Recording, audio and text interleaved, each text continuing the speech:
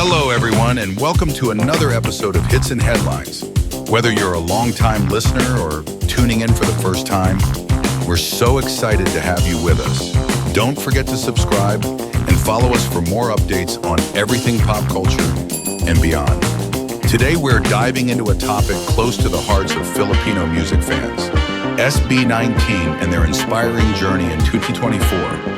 From dominating the charts as a group to focusing on their individual careers, the P-pop kings have shown us what it means to balance unity and growth. To guide us through this exciting discussion, we have our fantastic hosts, Zachary. Hi everyone, welcome to Hits and Headlines. I'm Zachary and I'm so glad you're here. Let's dive into today's exciting topics.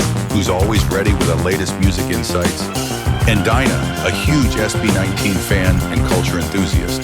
Hello, everyone. It's great to have you with us today.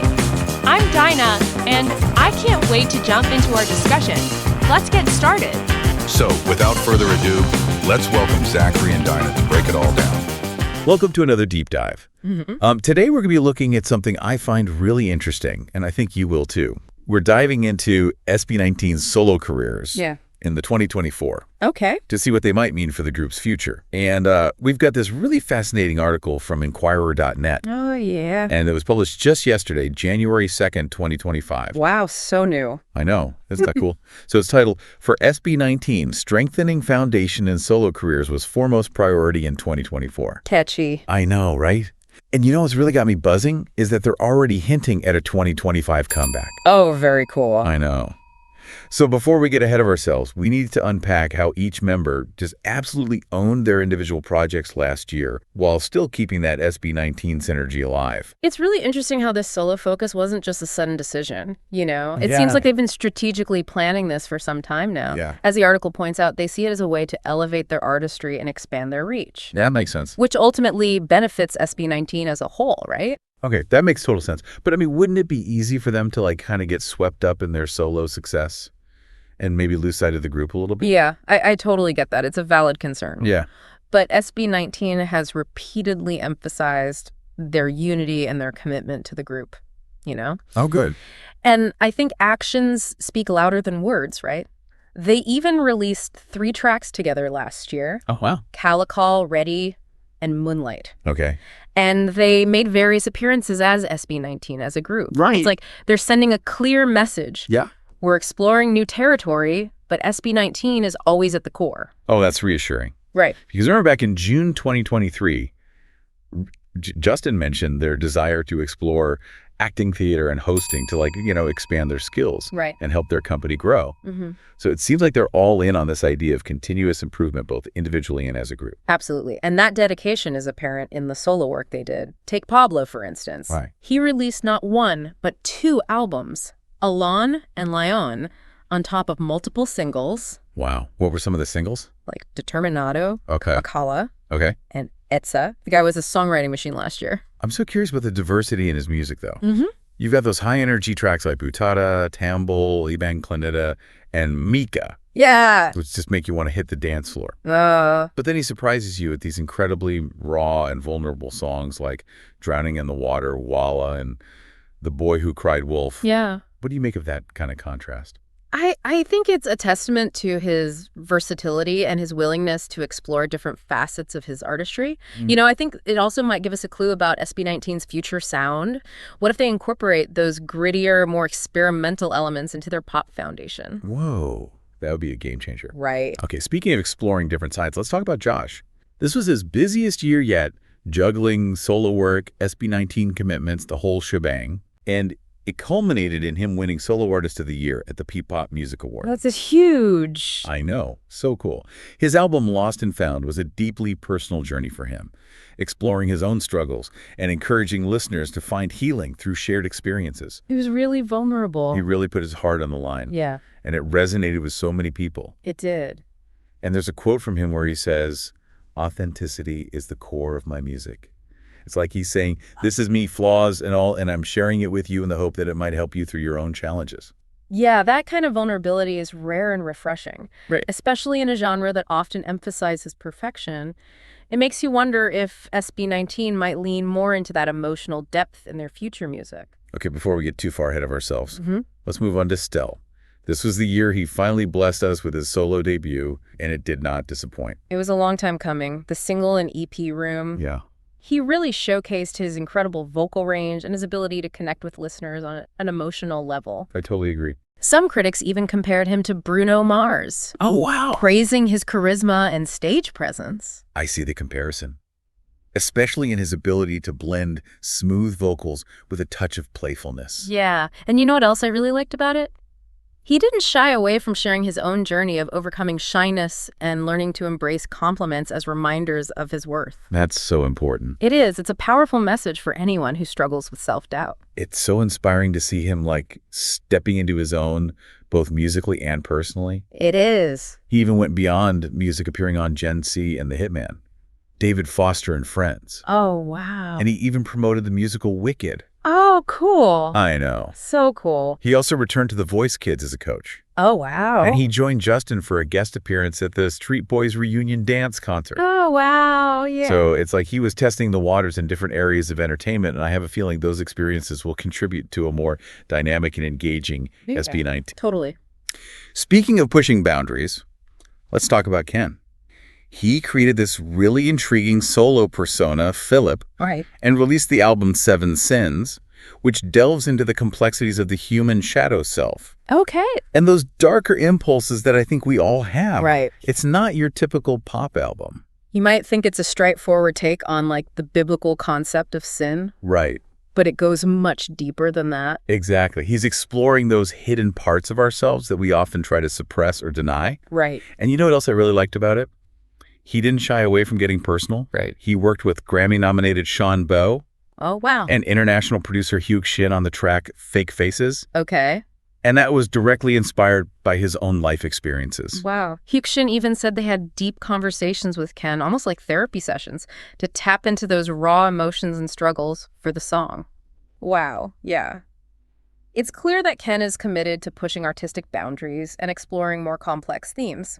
It makes you wonder if SB19 might incorporate those darker, more introspective elements into their future music. Now, that would be a bold move, and I am so here for it. Right. Okay, let's round out this solo career tour with Justin, who made his debut with the visually stunning single, Surreal. That was amazing. And he didn't just perform the song, he took on the role of creative director, ensuring the visuals perfectly captured the theme of imagination. Okay. He even talked about revisiting past ideas and working closely with his team to bring this intricate concept to life.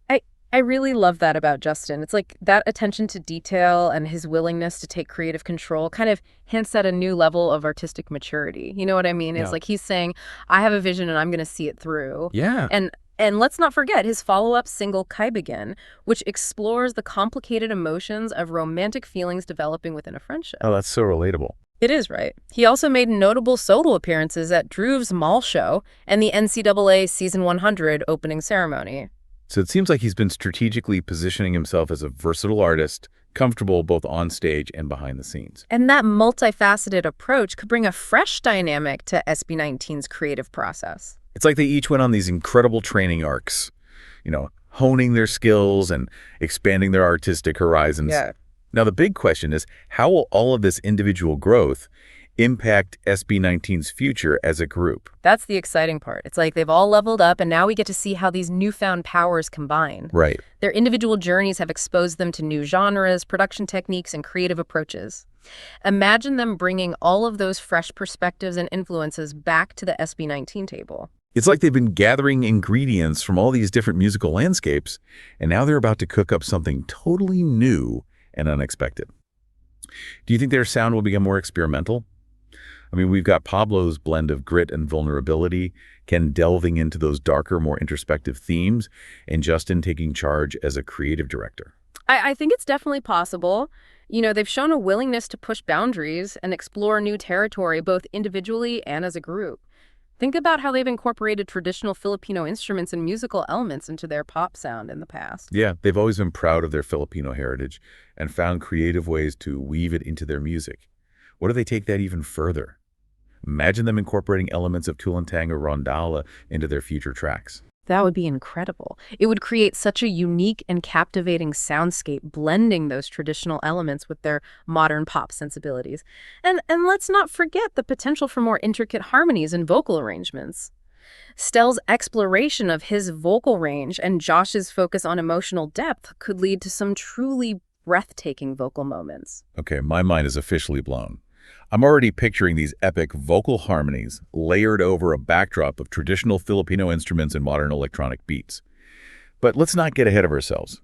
We also need to consider the potential impact on their songwriting and lyrics. Absolutely. Pablo's commitment to storytelling and crafting emotionally resonant lyrics, combined with Josh's exploration of vulnerability and Ken's willingness to tackle complex themes, could result in some truly profound and thought-provoking songs. I'm particularly intrigued by the idea of them exploring themes of personal growth, resilience, and overcoming challenges.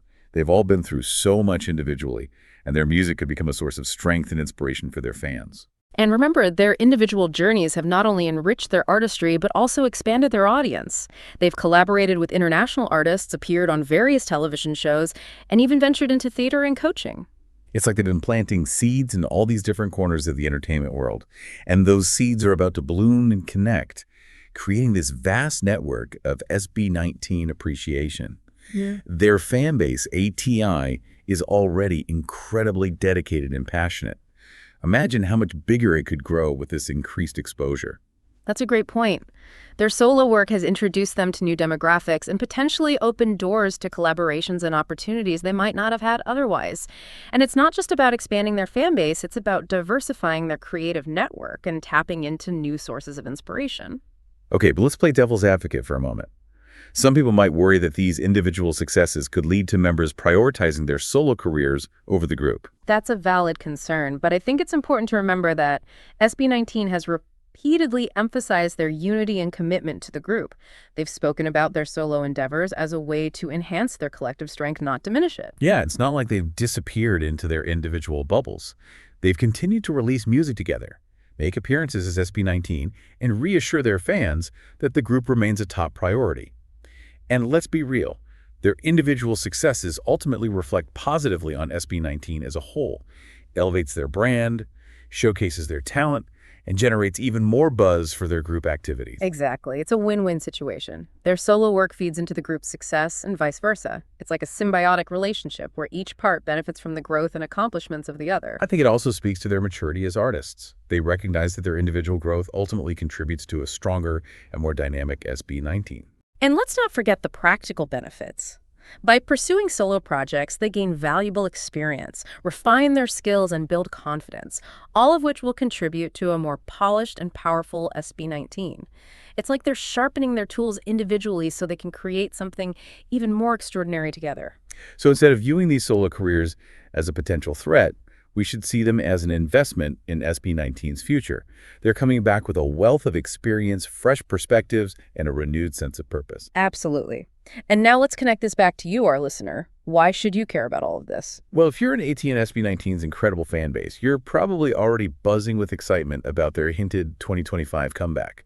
Understanding their individual journeys gives you a deeper appreciation for their artistry and how it might shape their future music. Even if you're not a diehard fan, SB19's story is a compelling example of strategic career development and the power of individual growth within a group dynamic. It's a reminder that sometimes stepping back and exploring individual paths can lead to a more fulfilling and successful collective journey.